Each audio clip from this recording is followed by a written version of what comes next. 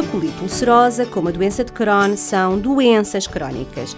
Isto significa que são doenças para as quais ainda não existe cura. No entanto, os cientistas estão empenhados em desenvolver medicamentos cada vez mais eficazes e a verdade é que o tratamento tem evoluído bastante. Os medicamentos podem ser na forma de comprimidos, supositórios ou por administração endovenosa. Alguns podem ser tomados em casa, outros apenas no hospital. O tratamento é essencial para manter a doença controlada, evitar a sua rápida progressão e também as crises. A doença de Crohn e a colite ulcerosa não têm cura, mas isso não significa que não haja soluções para melhorar a tua saúde. Existem vários tratamentos e a investigação continua a evoluir. Cada pessoa é única, por isso, tu e o teu médico vão identificar qual o melhor medicamento para o teu caso. E o enfermeiro vai ajudar-te a gerir o teu tratamento. E tu podes participar no controle da tua doença. Joana Torres, bem-vinda. Quando se tem doença inflamatória intestinal, que medicamentos é que tem de se tomar? Se calhar são vários e vamos falar disso.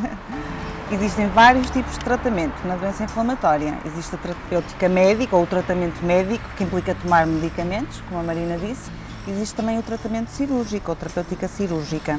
E elas não são necessariamente exclusivas, muitas vezes complementam-se. Em relação ao tratamento médico, à terapêutica médica, existem vários tipos de terapêutica. A terapêutica mais antiga que se usa provavelmente na doença inflamatória são as mesalazinas ou os 5-aminosalicilatos ou 5-ASA, que no fundo são anti-inflamatórios que atuam no intestino para controlar a inflamação. Comprimidos. São, comprimidos, granulados, também se utiliza muitas vezes sob a forma de supositórios ou enemas, porque eles atuam localmente na mucosa, na parte que está inflamada. São fármacos muito seguros, normalmente muito bem tolerados e muito eficazes na maior parte dos doentes com colite ulcerosa, normalmente respondem muito bem a esse tipo de tratamento.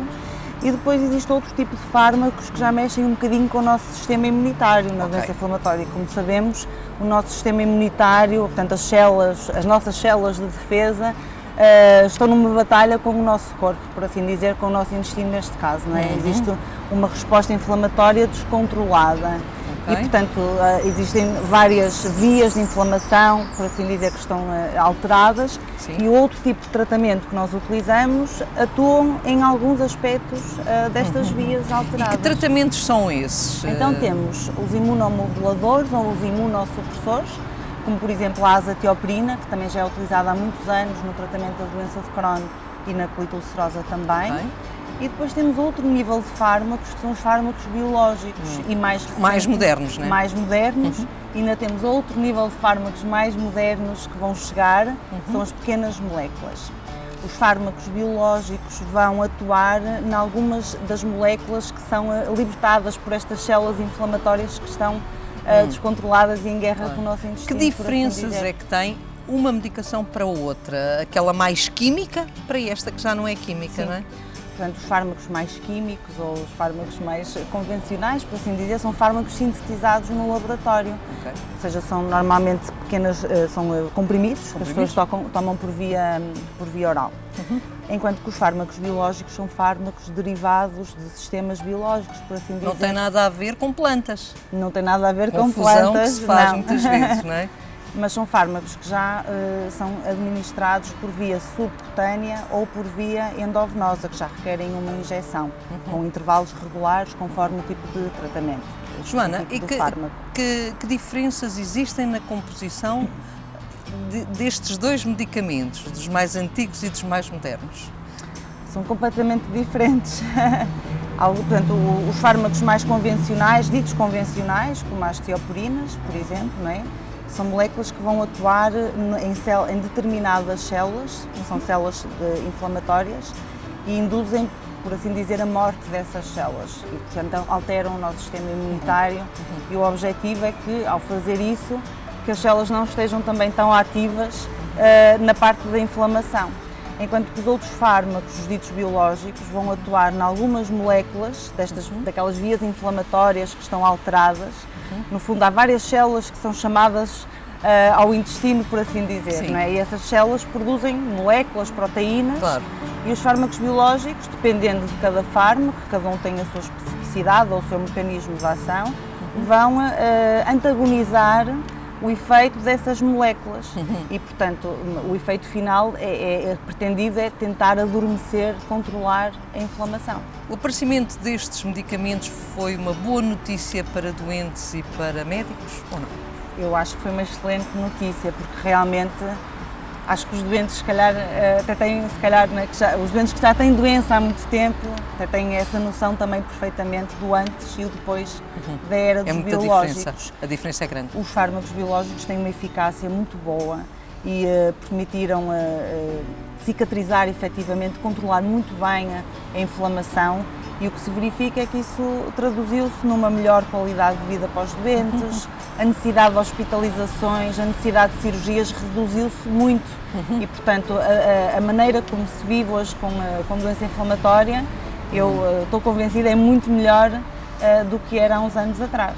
É preciso estar internado para que estes medicamentos sejam administrados ou não? Não, não é preciso estar internado.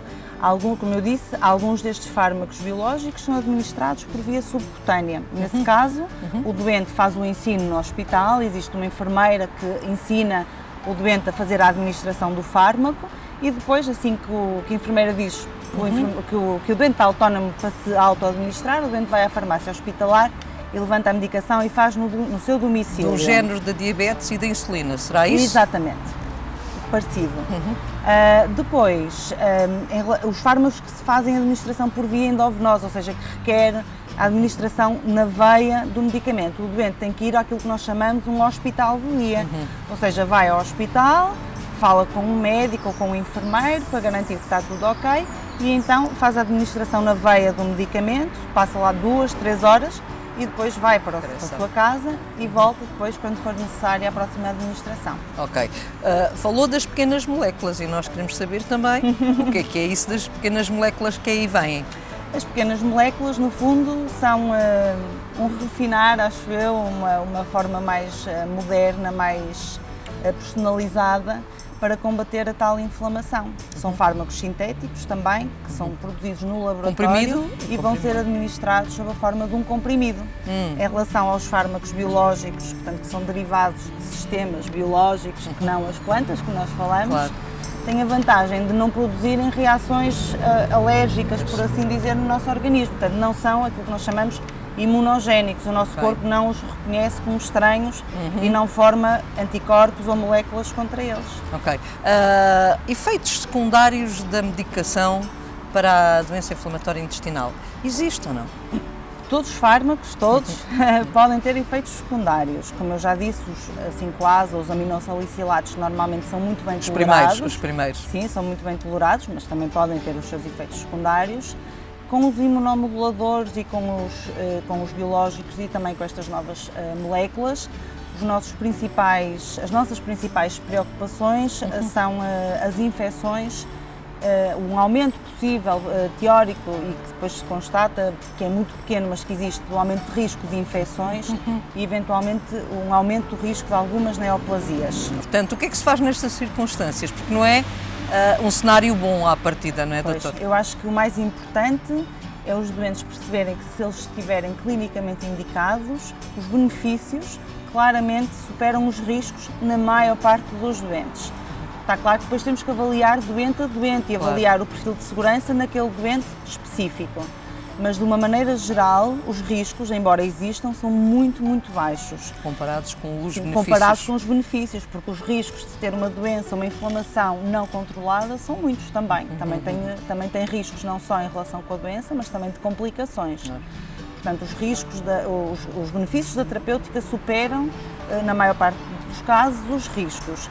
E depois nós temos uma série de precauções hoje em dia, precisamente para tentarmos pôr a sorte do nosso lado, de forma que antes de começarmos estas terapêuticas, queremos garantir que os doentes têm um calendário vacinal atualizado, fazemos a pesquisa, por exemplo, da tuberculose, administramos algumas vacinas quando necessário e fazemos sempre também um follow-up apertado. Estes doentes não fazem a medicação e depois deixam de ver o seu médico. Portanto, há sempre um contacto regular em que os doentes fazem análises, são vigiados por um médico, fazem um exame clínico, vão às consultas regularmente, precisamente para garantirmos que reduzimos o risco de complicações. Portanto, aquilo que me está a dizer é que o doente está tão controlado que é muito mais fácil precaver-se para possíveis dramas que aí venham. Exatamente. Embora possam acontecer eventualmente. Mas, como eu disse, os riscos, embora existam, o risco absoluto, portanto, o risco são muito baixos. Mas existem. Mas existem. Na sua opinião, a evolução que tem havido para os tratamentos da doença inflamatória intestinal estão no bom caminho? Tem evoluído bastante? Eu acho que tem evoluído bastante e existe uma enorme, existe muita investigação na área das novas terapêuticas. E nós todos os anos, quando vamos aos congressos, vemos novas moléculas e moléculas que vão sendo aperfeiçoadas e novos mecanismos de ação a serem explorados, porque durante muito tempo, portanto, quando chegaram os primeiros fármacos biológicos, que eram os anti-TNF, estivemos muitos anos a experimentar diferentes tipos de anti-TNF e agora, recentemente, começam a aparecer novos mecanismos de ação, o que é ótimo porque estas terapêuticas não têm uma durabilidade infinita, portanto, muitas vezes os doentes perdem a resposta a estes tratamentos, portanto, são ótimas notícias porque o nosso leque terapêutico, por assim dizer, vai-se alargando e a nossa esperança como médicos que seguimos estes doentes é que no futuro tenhamos alguns testes que nós chamamos de biomarcadores que até nos ajudem a escolher qual é que é para aquele doente a melhor terapêutica. Hoje em dia vamos utilizando estes fármacos de forma um bocadinho sequencial, conforme a sua disponibilidade e à medida que o doente vai experimentando. Esse é o futuro? Sim, este é o futuro. E acho que estamos no bom caminho. Daquilo que vamos ouvindo, vai havendo cada vez mais novos resultados e, portanto, este é o futuro, sim. Muito obrigada, Joana Torres. Nada. A doença inflamatória do intestino tem tratamento, mas os cientistas continuam a investigar soluções cada vez mais seguras e eficazes. Tomar medicamentos às vezes é chato, mas eles são essenciais para te sentires bem e fazeres o que tu gostas. Quanto mais te empenhares na gestão da tua doença com médicos e enfermeiros, mais tranquila e natural será a tua rotina. Eles estão do teu lado e nós também. Visita o nosso site e contacta-nos. Queremos ajudar-te, estamos cá para isso.